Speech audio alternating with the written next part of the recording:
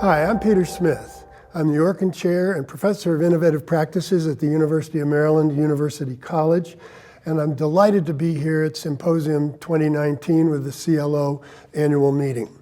I've just finished a book called Free Range Learning in the Digital Age, and the third section of that book is called A GPS for Learning and Work.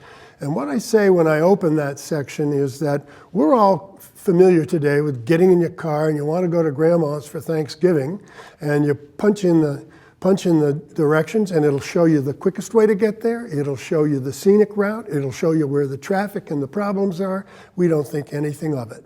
But when it comes to finding a job, keeping a job, getting a new job, there's no such apparatus. And that's the thing I want to talk to you about today. But I'm going to start by taking a step back and talking to you about the general situation which working adults in this country and adults who are looking for work face when they come out of school or if they miss school, because there's a human component to this that is vital to understand. And then I'm going to talk a little bit about the colleges that we have. I call them adult-friendly colleges, and in fact, UMUC is one of them. There are several, and I write about them in the book as a pretext to getting into the GPS for learning and work. The background for this book is that there is enormous disruption headed for higher education and work placement and work training. And the thing that's important for us to understand is historically, whether you're on the business side of it, the employment side of it, or the higher ed side of it, you control the conversation, you control the variables, you control the drivers. But you don't control them anymore. And the only mistake any of us can make is to stand still during this time of disruptive change. Because the drivers, technologically enhanced training, technologically enhanced support and assessment and validation of learning, colleges that are using open education resources as classic world-class content, and in fact the role of the faculty is changing in some colleges to get at a whole new way of approaching teaching and learning. It's a whole new world. What's important for us to understand is that we don't control those drivers anymore. They are in the community beyond our boundaries as educators and employers, and we're either going to adjust and adapt and innovate, or we're going to be in the soup. And so that is where I started with this book. I interviewed about 50 people, adult learners and workers. I interviewed many educators, and I interviewed businessmen and women, either in the proprietary side or in the nonprofit side, who are trying to do something about this problem. The thing to understand, and the stories in this book, I think tell a compelling human story. And we need to remember, this isn't just about dollars and cents. It's about people's lives. It's about respecting the learning they've done. It's about respecting their need and their ability, their capacity to do work that they are not allowed to do because the learning in many cases they've done is not valued by either employers, frankly, or higher education. I call it knowledge discrimination in the book. We discriminate in favor of where you learned something, not how well you know it. And that's crazy in a world where learning is ubiquitous, where knowledge is everywhere. And what I learned as I was interviewing these learners is that there is talent and capacity walking around this country. Some people say as many as 50 million people who have a high school diploma and some college and no degree. We've told them that it's their fault, when in fact, when life intervenes and somebody has to just deal with the circumstances in their own personal or family or professional life, that isn't their fault many of the time, most of the time. That is life happening, and it's happened to all of us. So we've got all this talent and capacity walking around. People are learning all the time, formally and informally. You learn in the military, you learn in the union hall, you learn on the job experientially, and you learn from life. Yet we ignore that all. I interviewed people in this book who were furious. One fellow said, I've been passed over 3 times for a promotion in my job, even though I've done the job when my supervisor left and everyone said, you did a great job, because I didn't have the degree. I drive by that campus every day going to work and coming home, and I shake my fist because that's no city of opportunity shining on the hill.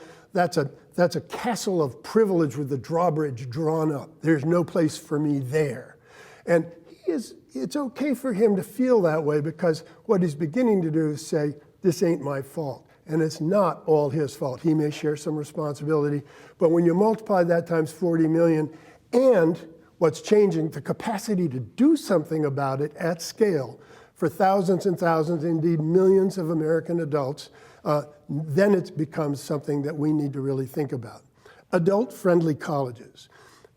Colleges, and there are several of them. I wish I could say hundreds. I don't believe that to be the case. UMUC is one of them. But what they're doing is wrapping their resources around the learner. Rather than saying one size fits all, do it my way or hit the highway, they're saying, what's your life situation? What kind of support do you need? What do you know as you come in? How can we help you get validation and a recognition for the learning you've done, wherever you have done it? How do we do that so that when we give you advanced standing, because we do that with lots of smart high school seniors, we give you advanced standing for your life experience learning, you'll save time, you'll save money, and we won't disrespect your life or you or your knowledge by asking you to pay us to learn something again that you already know. That's what's coming. It's called the assessment of all prior learning. Colleges some have been doing it for 40, 45 years. We do it, and people are going to get better and better at it. And the next step is to the GPS for learning and work. Because once you have recognized and respected that people know things, and secondly, you've recognized that you need to serve them differently. You need to wrap your resources around their needs, not the other way around. Go where they are. Start where they are. Then you, in fact, got the basis, because now we're in the car going to grandma's house. We know it's Thanksgiving. We know where to go. Now we need to map 2 or 3 different routes. That's what's coming. That's the GPS for learning and work. Breaking the connection or eliminating the college workplace gap is a way of saying that it should be absolutely transition-free. It should be as smooth as driving to grandma's house. So you start with the GPS as a concept, and I write about this in several of the companies that are doing something about it in the book. But the GPS, you start with understanding with data analytics, artificial intelligence, and algorithmic analysis, a full profile of who you are right now. What do you know? What have you done? What are your knowledge, skills, and abilities? The package. And it isn't just, do you know algebra? It's behavior, it's cross-cutting skills, problem solving, critical thinking, working on a team, all the things that matter for success at work. Because we know that skills are, in fact, the simple part. It's being able to fit into the workplace that makes the difference. Then you say, okay, what are you looking at? And we have data bank, which will show various occupational areas, professional areas, tracks, you name it. And it could be all of financial, lower level financial stuff like accounting, bookkeeping, being a CPA, different levels.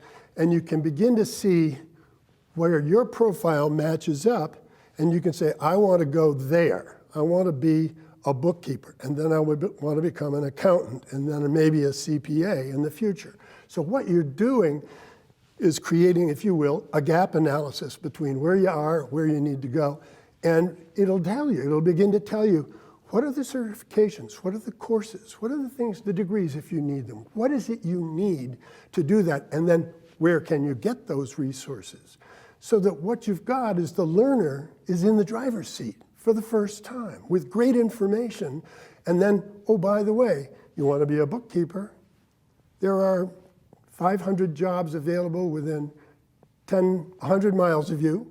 Say you live in a large metropolitan area. Here's the high pay, here's the low pay, here's how many are open and available, and here's what you got to do to get them. And oh, by the way, here's where you can get the training and the education and the support to move the path from where you are to where you need to be to get that job. That's a GPS for learning and work. There's plenty of room for higher education in it, and there's obviously a great need for enlightened, progressive employers to be involved, because if we put the person first, and we understand that having a productive employee who makes it past the first 6 months, 9 months, stays on the job and can move up in the job, creating more space for new people coming in, then in fact you've got a dynamic, human, personalized, and highly professional workplace. That's what the GPS for Learning and Work allows us to do with far less happenstance, far less chance, and that's what we're trying to do at University of Maryland University College. There are other colleges doing it as well. And that's what my book is about, Free-Range Learning in the Digital Age. Hope to take a look at it. It was a ball writing it. It obviously changed my life, and I'm pretty excited about it. Thanks so much for listening.